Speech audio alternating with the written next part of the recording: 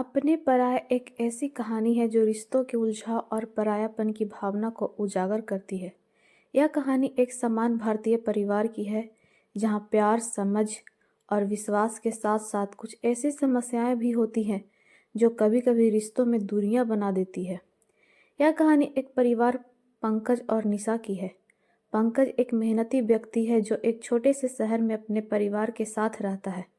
उसका सपना था कि वह अपने परिवार के लिए अच्छा जीवन बना सके। उसकी पत्नी निशा एक घरेलू महिला है जो अपने बच्चों की परवरिश और घर के कामों में व्यस्त रहती है। दोनों के बीच प्रेम और सम्मान था, लेकिन समय के साथ रिश्तों में कुछ खटास आ गई थी। कहानी की शुरुआत उस दिन से होती है जब पंकज के छोटे भाई नील, जो शहर में एक बड़े ऑफिस में काम करता था, अपने परिवार के साथ पंकज के घर आने के लिए तय करता है।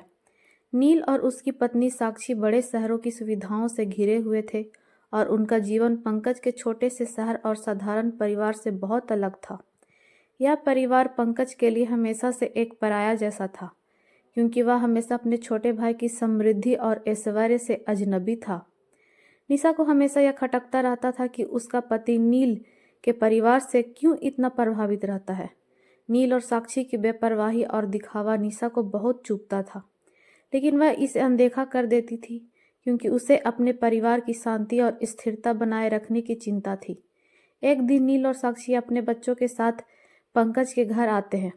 निशा ने उन्हें अच्छे से स्वागत किया, लेकिन उसके दिल में हलचल थी।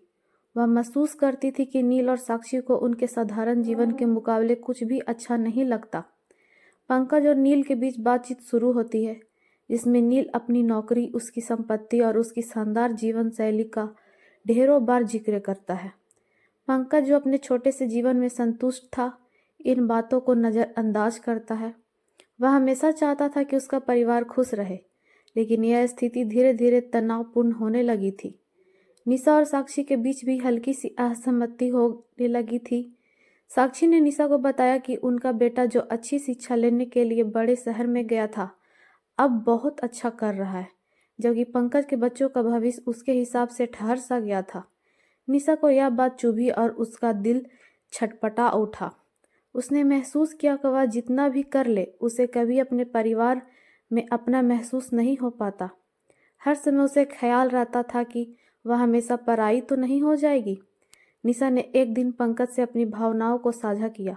उसने कहा, तुम्हारे छोटे भाई की बातों ने मुझे बहुत चोट पहुंचाई। मुझे लगता है कि वह हमें कभी भी समझ नहीं पाएगा। वह अपनी दुनिया में खोया हुआ है और मैं हमेशा इस छोटे से घर में तुम्हारे साथ यही महसूस करती हूँ कि हम दोनों इस दुनिया से बाहर हैं। पंकज, जो अपनी पत्नी के प्रति बेहद स्नेही था, उसकी बातों को ध्यान से सुना। वह जानता था कि उसकी पत्नी कभी भी किसी को पराया नहीं समझ सकती, लेकिन इस वक्त वह खुद भी अनिल की बातें सुनकर परेशान था। एक रात पंकज ने निर्णय लिया कि वह अपनी पत्नी निशा और अपने छोटे भाई के बीच के रिश्तों को सुधारने के लिए कुछ कदम उठाएगा। उसने नील से बात की और उसे समझाया कि हर किसी का जीवन अलग होता है और सभी को अपनी परिस्थितियों के अनुसार खुश रहने का अधिकार होता है। नील ने धीरे धीरे पंकज की बातों को समझा और उसने निशा से माफ़ी मांगी। यह कहानी इस बात पर समाप्त होती है कि रिश्तों में कभी कभी थोड़ी सी समझ और संवेदनशीलता से बहुत कुछ बदल सकता है। अपने पराये इस सच्चाई को उजागर करती है कि अगर रिश्ते सच्चे होते हैं तो किसी भी चीज़ से उन्हें पराया नहीं माना जा सकता। कभी कभी हमें खुद के साथ साथ दूसरों के दृष्टिकोण को भी समझने की ज़रूरत होती है, ताकि हम उन रिश्तों को सहेज सके जो हमारे लिए सबसे मायने रखते हैं।